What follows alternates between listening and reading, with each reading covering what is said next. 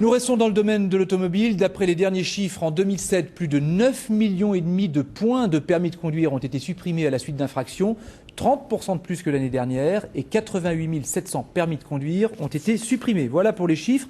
Le permis à points a été mis en place, rappelons-le, en 1992, et c'est le thème de notre face-à-face ce soir. Le permis à points, sécurité ou pompe Afrique. Deux points de vue ce soir, celui de Chantal Perrichon, bonsoir, vous êtes présidente de la Ligue contre la violence routière. Et en face de vous, Sébastien Dufour, bonsoir. Bonsoir. Vous êtes avocat à Paris, vous défendez les automobilistes, alors c'est clair, c'est net, vos points de vue. Chantal Perrichon, pour vous, le permis à points, c'est un vrai progrès?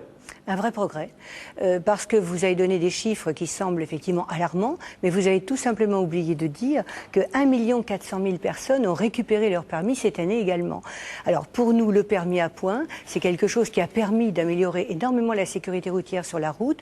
Rappelons que depuis 2002, 44% de tués en moins, c'est-à-dire 10 000 personnes qui ont sauvé leur vie. Alors ça, c'est le bilan, on va y revenir, mais c'est Sébastien Dufour. Si les points ont été récupérés, c'est grâce aux avocats comme vous. Malgré tout, est-ce qu'il y a des abus? Entre autres, bien sûr, il y a des abus. Tout système entraîne des abus, mais aujourd'hui, il y a un clivage entre ceux, effectivement, qui sont plus informés que les autres, et puis vous avez ceux qui appliquent bêtement la loi, qui sont finalement victimes d'un système. Alors aujourd'hui, effectivement, le permis à points a changé les comportements depuis 1992, mais pas que ça, puisque le renforcement de la lutte contre l'insécurité routière y a participé.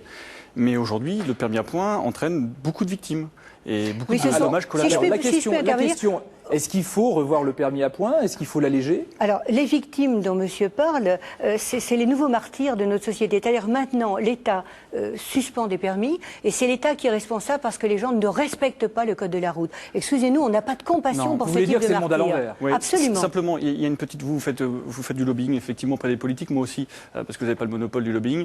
Juste une petite chose, je rappellerai simplement une règle de procédure administrative, c'est que le permis à points aujourd'hui vous est notifié par courrier recommandé. Et il y a une règle de droit administratif qui dit la chose suivante, c'est-à-dire que si vous n'allez pas chercher le pli dans les 15 jours qui suivent la présentation à votre domicile, vous êtes censé avoir reçu notification de ce pli recommandé. Ce qui veut dire, et j'avais dénoncé ça justement avant les grandes vacances, ce qui veut dire que tous les gens qui sont partis en juillet et en août de leur domicile pour des vacances plus ou moins longues et qui n'ont pas reçu ce pli recommandé peuvent tout à fait, au moment où ils nous écoutent et regardent votre journal, rouler malgré l'annulation de leur permis de conduire. Donc ça veut dire que c'est les trous, quoi, les manques. Ce sont des problèmes, des petits problèmes à régler.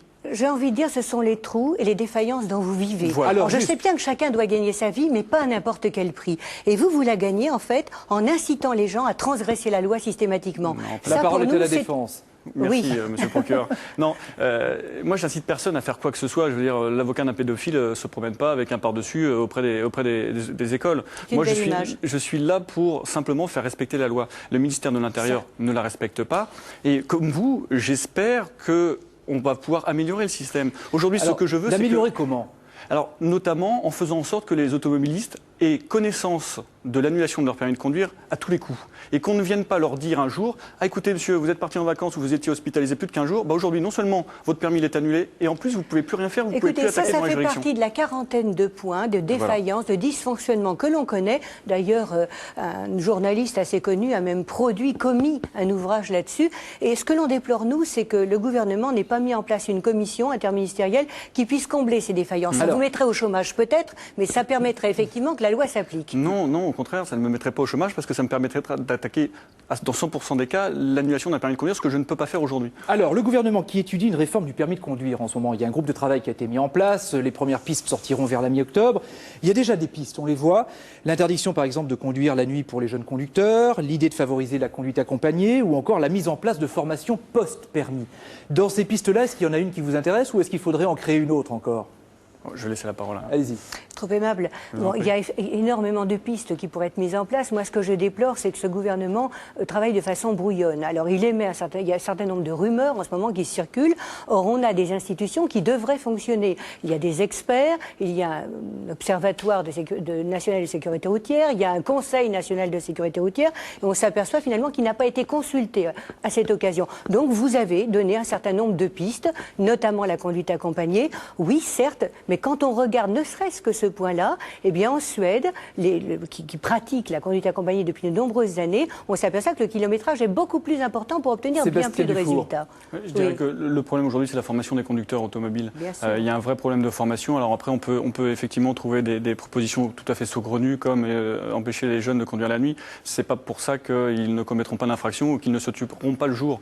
Maintenant, ce qu'il faut chercher, et d'un commun accord avec les associations, c'est une solution pour, d'une part, que les personnes âgées puissent effectivement faire l'objet de contrôles, notamment de possibilités et de capacités à conduire des véhicules, passer un certain âge, ce qui n'est pas le cas encore en France. Nous revoilà avec les personnes âgées. Enfin, ce sont quand même des gens qui sont les moins accidentogènes, qui adaptent leur conduite par rapport à leur capacité. On nous remet toujours les seniors dans le collimateur comme étant ceux qui tuent. Doit-on empêcher les jeunes finalement de conduire puisqu'ils se tuent davantage? Le dernier mot pour Sébastien Dufour. Arrêtons avec les seniors. Non, mais je dirais qu'il faut effectivement une profonde refonte du permis à points. Et je pense qu'il faudrait interroger les avocats de l'automobile, puisque ce sont eux qui en pratique quand même connaissent le mieux le permis à points et sont confrontés à la réalité des faits et pas simplement qu'au texte. C'est surtout eux qui gagnent leur vie. Merci Sébastien Dufour, merci Chantal Perrichon d'avoir ouvert le débat ce soir.